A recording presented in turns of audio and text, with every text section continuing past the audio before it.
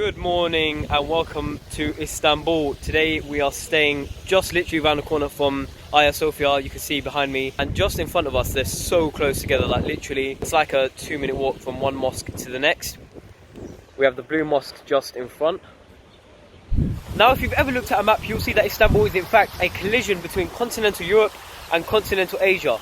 In fact, it's the only pan-continental city in the whole entire world, and I'm so excited to take you guys on this journey with me through beautiful Istanbul. I really hope you guys enjoy the video. Ottoman Turks came here from the east. They captured the city in 1453 and it became a mosque.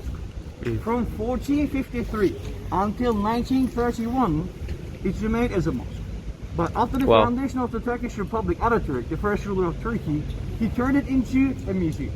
Guys, 2 months ago, it became a mosque. Yes. Yeah. So 6 different steps actually. Inside you will see a big mix of Christianity, Islam, even Judaism actually, all together. So now, without losing any more time, let me take you so that I can show you. Let's go.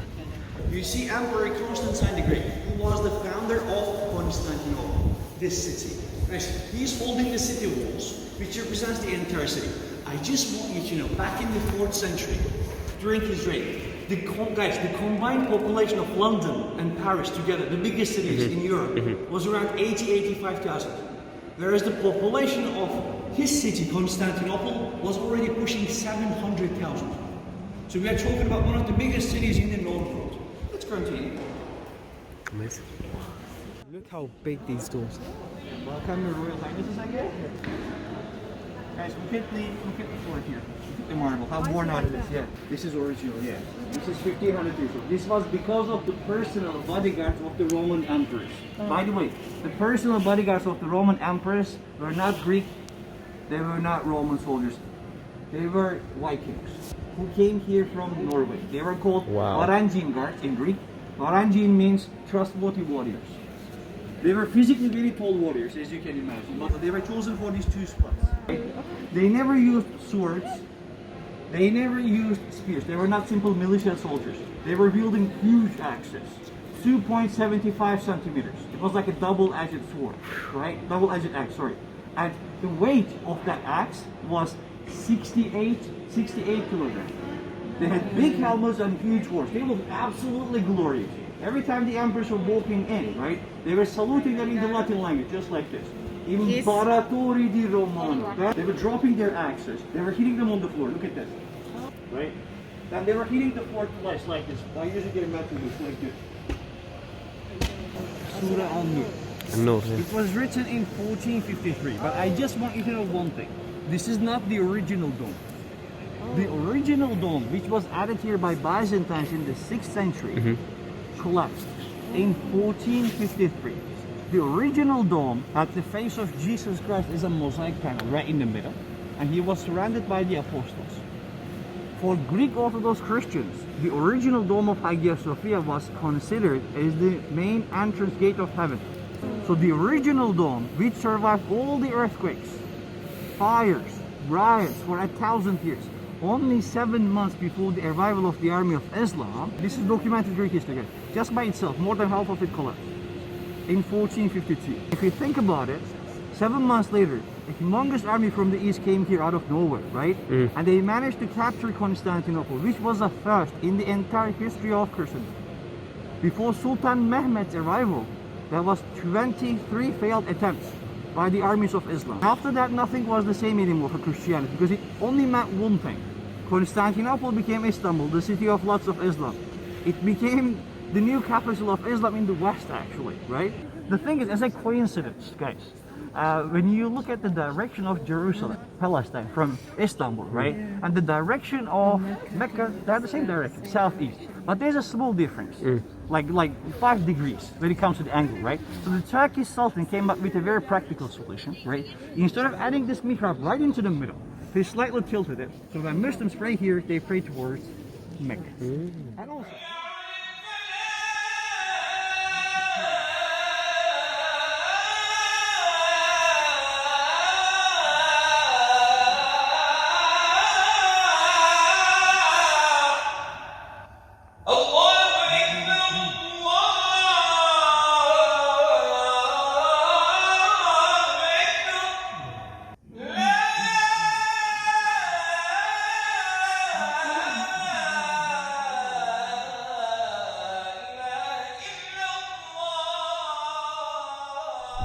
So I just left Sophia and I'm currently at the Blue Mosque for Jum'ah. They're giving a khutbah now because apparently it's like 12:30.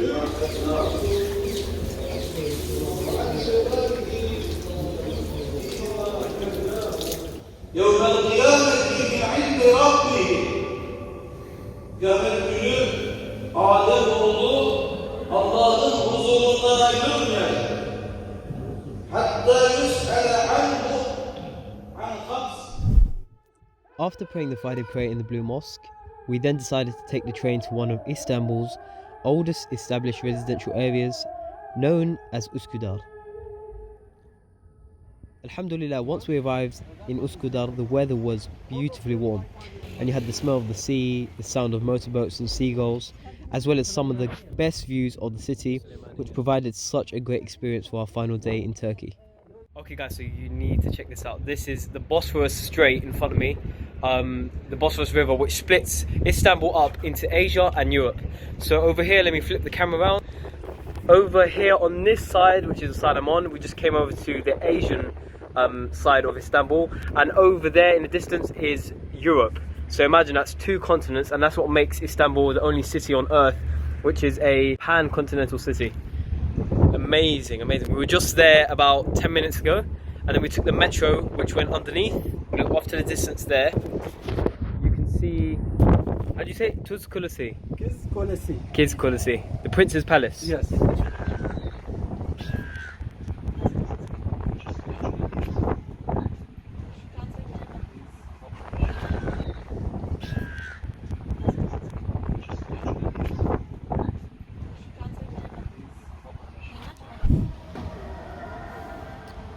After doing a bit of exploring of Usukudar myself, I stopped right next to the Bosphorus Strait to take in some magnificent views. Here's a little fun fact. So a strait is basically a narrow passage of water which connects two larger bodies of water together. So in the case of the Bosphorus, it unites the Black Sea and the Sea of Marmara, which was the sea we crossed from Bursa to get to Istanbul. And as I mentioned before, the Bosphorus Strait also separates the Asian side of Turkey and the European side.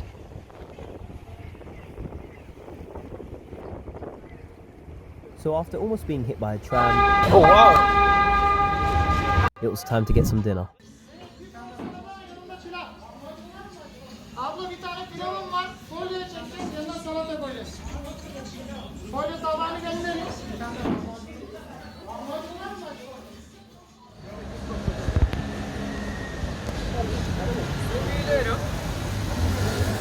This is called beyti. It's a Turkish dish consisting of kebab in bread, and then you got bulgur wheat over here, salad, and then Turkish people usually have it alongside some yogurt, which they pour on top. Obviously, the main part of the meal being the chili. And for dinner, we also have Adana kebab for dinner. This is 3 pieces of bread, bulgur wheat over there, the kebab, some salad on the side. All in all, the cost, this was 20 liras, which is about £2. And this was 33 liras, about £3.30. If you haven't already, do check out my previous Turkey vlog, where I visited Bursa, as well as the Uludağ Mountains and many more places.